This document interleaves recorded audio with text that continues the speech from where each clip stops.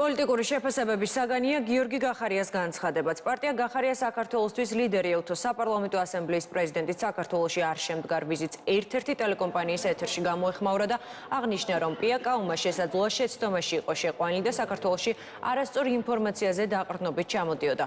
ქართულმა ოცნებამ კი გახარიას თქმით შესაძლოა ლეგიტიმაციის მისაღებად თანხა გადაიხადა. იყო რომ აი ვიღაცას უნგრეთი მაინც იმას და რაღაცას მაინც მიაღწევენ და ლეგიტიმაციას მიიღებენ. მიიღეს?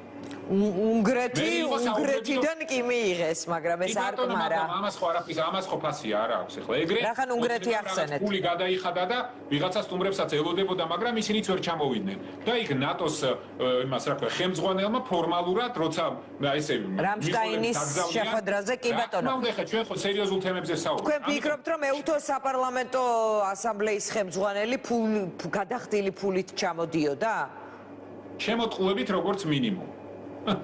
ივანიშვილის რუსული რეჟიმი პია კაუმას ვიზიტს გამოიყენებდა საკუთარი ლეგიტიმაციის ილუზიის შესაქმნელად და ეს გააცნობიერა პია კაუმამ, რომელთანაც პირადი კომუნიკაცია მქონდა და მაქვს მეც და მოხარული ვარ, რომ მან ეს ვიზიტი გააუქმა და უვადოდ გადადო. ჩვენმა პოლიტიკურმა ძალამ მას გაუგზავნა წერილი, რითაც აუხსნა და დაუსაბუთა თუ რა შედეგები შეიძლება მოყოლოდა მის ვიზიტ საქართველოში, როდესაც საქართველოში მიმდინარეობს 45 დღია უწყვეტი პროტესტი. ეს შეისაძლოა ყოფილიყო გამოყენებული ხელისუფლების მიერ მისი პირადი ინტერესების და ზრახუების შესაბამისად. ასე რომ ჩვენი რჩევა ვფიქრობ დიდწილად გაითვალისწინა ქალბატონმა, რომელიც აპირებდა ჩამოსვლას. ის რომ ქართულ ოცნებას არ გაუჭირდება ვიღაცების მოსყიდვა, ვინაიდან ისინი არ რუსული რეჟიმი და რუსეთი როგორც აკეთებს და როგორც მუშაობს წლების მანძილზე,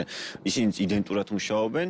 შესაბამისად ეს გამორიცხული არ არის, მაგრამ ამაზე სპეკულაცია არ მიმაჩნია სწორი და ვთვლი, რომ ამას საერთოდ არ უნდა შევეხოთ, ანუ არ არის მნიშვნელოვანი ამ თემებზე საუბარი, ვინ მოისყიდა და როგორ მოისყიდა, ჩვენი გასაკეთებელ საქმეს ვაკეთებთ, ჩვენ გვაქვს რეაქცია, ჩვენ გვაქვს გამოხმაურება ყველა იმ თემაზე, რომელიც არაღიარების პოლიტიკას ეხება.